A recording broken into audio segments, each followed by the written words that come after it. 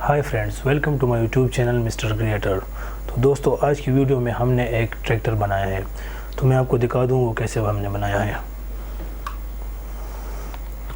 दोस्तों, ये हमारे पास एक ट्रैक्टर है जो हमने बनाया है। इसमें हमने क्या क्या यूज़ किए, कौन से टूल्स यूज़ किए, वो मैं आपको बताता चलूँ। ये हमारे पास डीसी गियर मोटर है।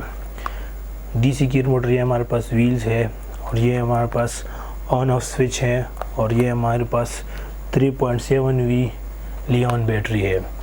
इसकी मदद से हमने ये ट्रैक्टर बनाया है। तो चलिए दोस्तों, वीडियो की तरफ। अगर आपको वीडियो अच्छी लगे तो लाइक, सब्सक्राइब और शेयर ज़रूर कर देना। तो चलिए दोस्तों, वीडियो की तरफ।